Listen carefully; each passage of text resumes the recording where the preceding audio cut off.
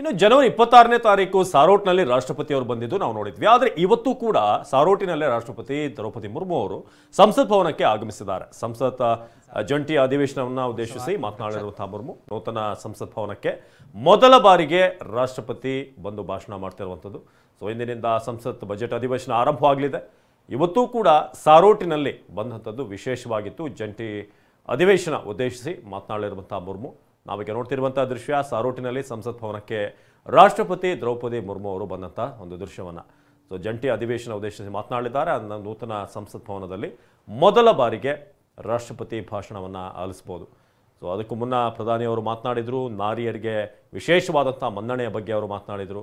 ಜೊತೆಗೆ ಯಾರೂ ಕೂಡ ಅಶಿಸ್ತು ಅಗೌರವವಾಗಿ ನಡೆದುಕೊಳ್ಬಾರ್ದು ಅಂತ ಕೂಡ ಅವರು ಮನವಿ ಮಾಡಿಕೊಂಡ್ರು. ಜೊತೆಗೆ ಒಂದು ರೀತಿ ಪರೋಕ್ಷವಾಗಿ ಎಚ್ಚರಿಕೆ ರೀತಿಯಾಗಿ ಕೂಡ ಇತ್ತು. ಇನ್ನು ಸಾರೋಟ್ನಲ್ಲಿ ಬಂದಿದ್ದು ಕೂಡ ಮತ್ತೊಮ್ಮೆ ವಿಶೇಷ.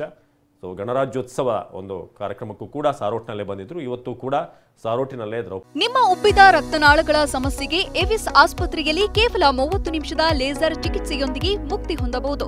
ಹೆಚ್ಚಿನ ವಿವರಗಳಿಗಾಗಿ ಸಂಪರ್ಕಿಸಿ 8088837300. ದ್ರೌಪದಿ ಮುರ್ಮು ಅವರು ಆಗಮಿಸಿದ್ದಾರೆ. ಸೊ ನವದೆಹಲಿಯ ದೃಶ್ಯಗಳನ್ನು ನೋಡ್ತಾ ಇದ್ದೀವಿ. ಜಂಟಿ ಅಧಿವೇಶನ ಉದ್ದೇಶಿಸಿ ಇವತ್ತು ಮಾತನಾಡೋದಕ್ಕೆ ಮೊದಲ ಬಾರಿಗೆ ರಾಷ್ಟ್ರಪತಿ ಅವರ ಭಾಷಣ ನೂತನ ಸಂಸತ್ ಭವನದಲ್ಲಿ.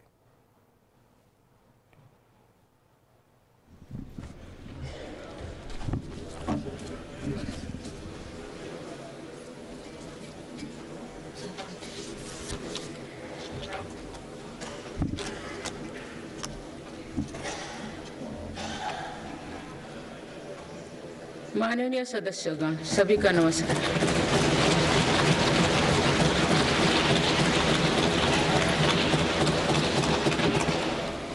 इस नए सदन भवन में ये मेरा पहला संबोधन है। आज की अमृतकाल की शुरुआत में ये भव्य भवन बना है। यहाँ एक भारत श्रेष्ठ भारत की महक भी है। भारत की सभ्यता और संस्कृति की चेतना भी है। इसमें हमारी लोकतांत्रिक और संसदीय परंपराओं के सम्मान का प्रण भी है। साथ ही 21वीं सदी के नए भारत के लिए नई परंपराओं के निर्माण का संकल्प भी है।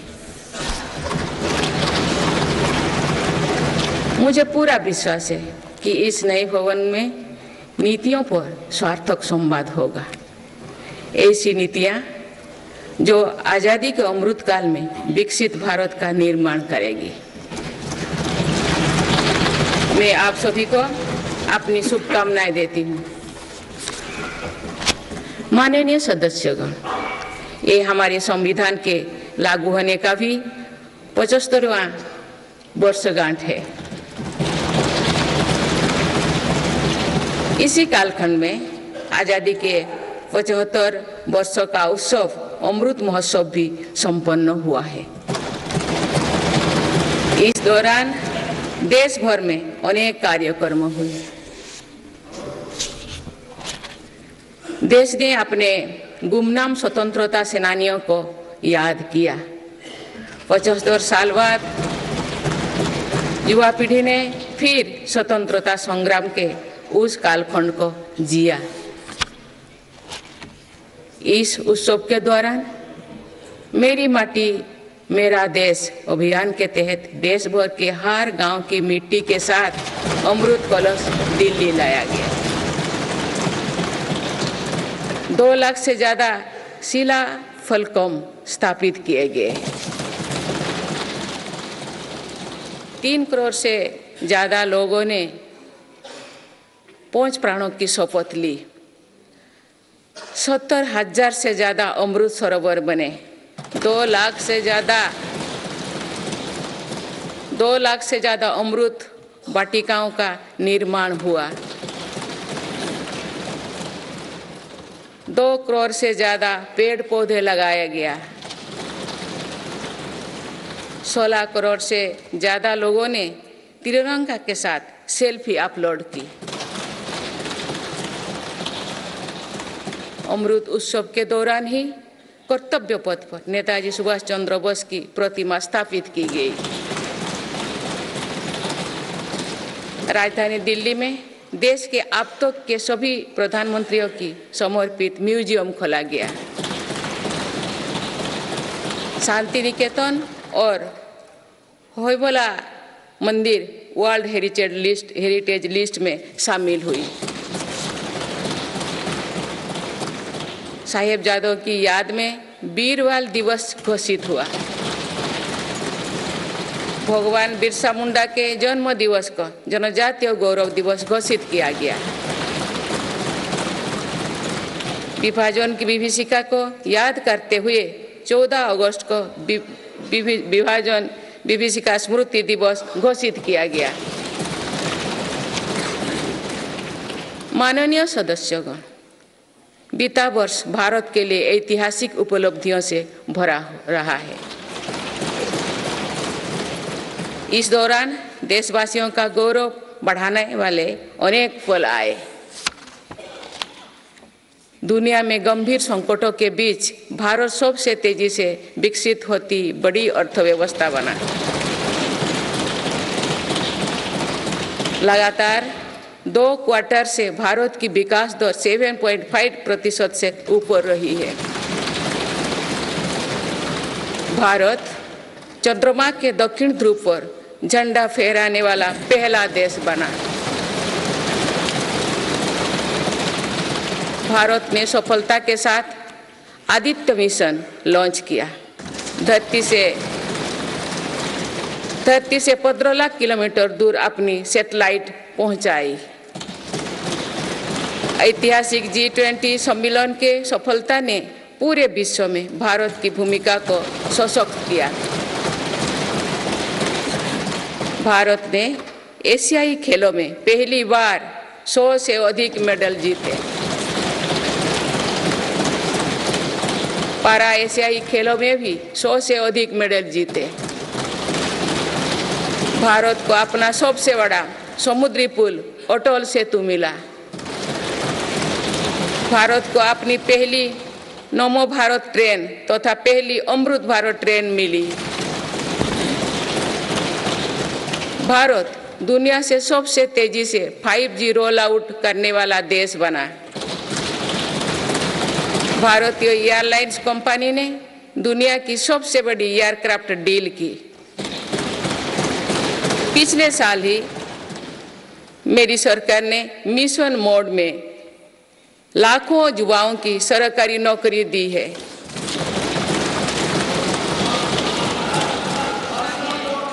माननीय सदस्यगण, बीते 12 महीने में मेरी सरकार अनेक महत्वपूर्ण विधेयक लेकर भी आए। ये विधेयक आप सभी संसद सदस्यों के सहयोग से आज कानून बन चुके हैं। ये ऐसे कानून हैं जो विकसित भारत के संकल्पों की सिद्धि का मजबूत आधार है। तीन दशक बाद नारी शक्ति बंधन अधिनियम पारित करने के लिए मैं आपकी सराहना करती हूँ।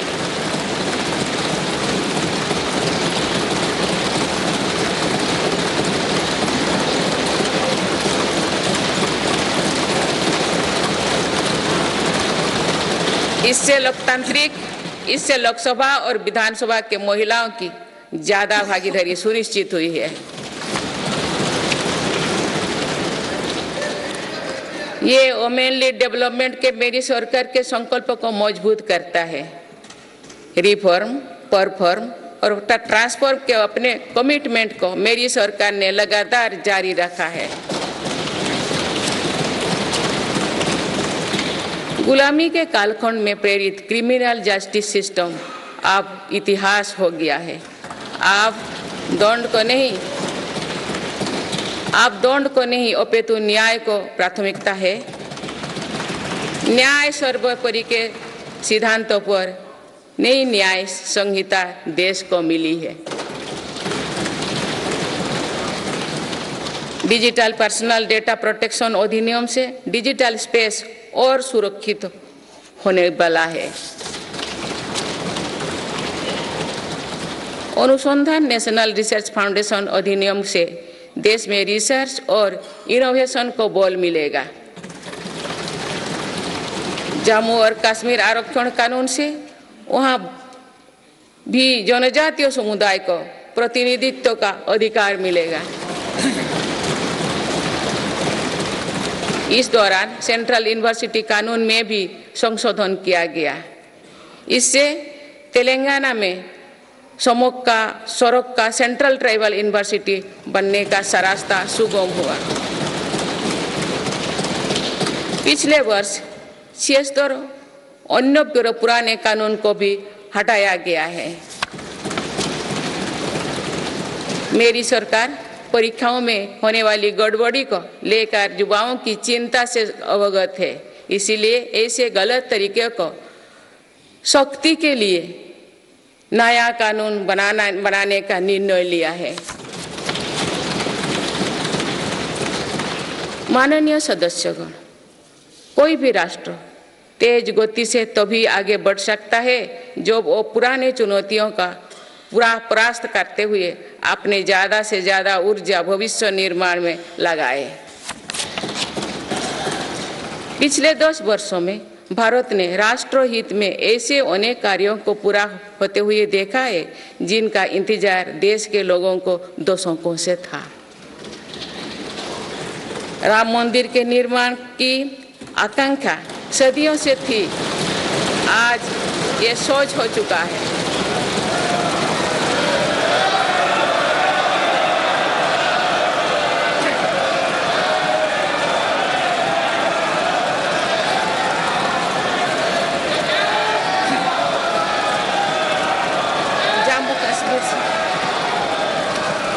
जम्मू कश्मीर से आर्टिकल 370 हटाने को लेकर शंकाएं थी, आज वो इतिहास हो चुकी है।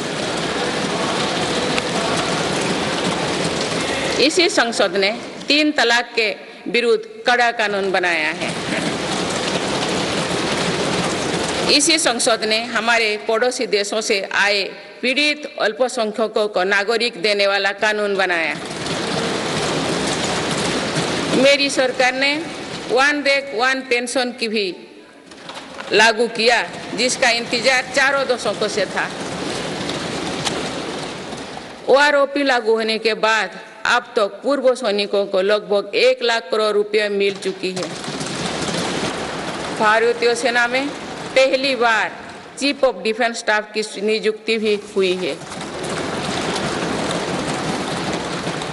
माननीय सदस्यगण, उत्कलमणि पंडित गोपबंधु दास की अमर पंक्तियां असीम राष्ट्र प्रेम की भावना का सदा संचार करती है।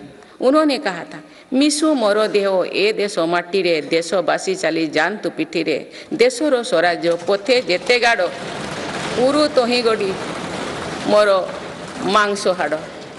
अर्थात मेरा शरीर इस देह की माटी के साथ मिल जाए, देशवासी मेरी पीठ पर से चलते चल जाए, देश के स्वराज पथ में जितनी भी खाइयां है वे मेरी हाड़ मांग से फट जाए।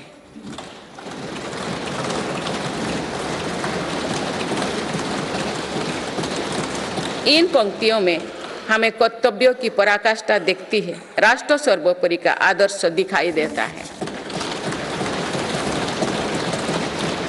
ये उपलब्धियां जो आज देख रही है वो बीते 10 वर्षों की साधना का विस्तार है। हमें सभी बचपन से गरीबी हटाओ के नारे सुनते आ रहे हैं। अब हम जीवन में पहली बार बड़े पैमाने पर गरीबी को दूर होने देख रहे हैं। नीति आयोग के अनुसार मेरी सरकार के 1 दशक के कार्यकाल में करीब 25 करोड़ देशवासी गरीबी से बाहर निकले हैं।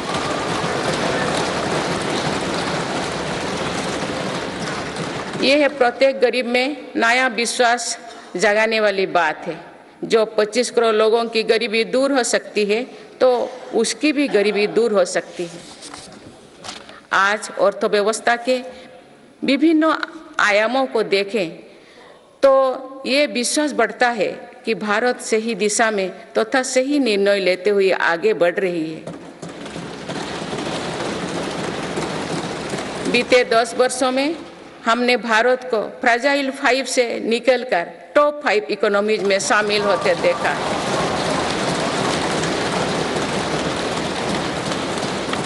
भारत का निर्यात करीब 450 बिलियन डॉलर से बढ़कर 775 बिलियन डॉलर से अधिक हो गया है। पहले की तुलना में एफडीआई द्विगुना हुआ है। खादी और ग्रामोद्योग के उत्पादों की बिक्री में 4 गुना से अधिक की वृद्धि हुई है।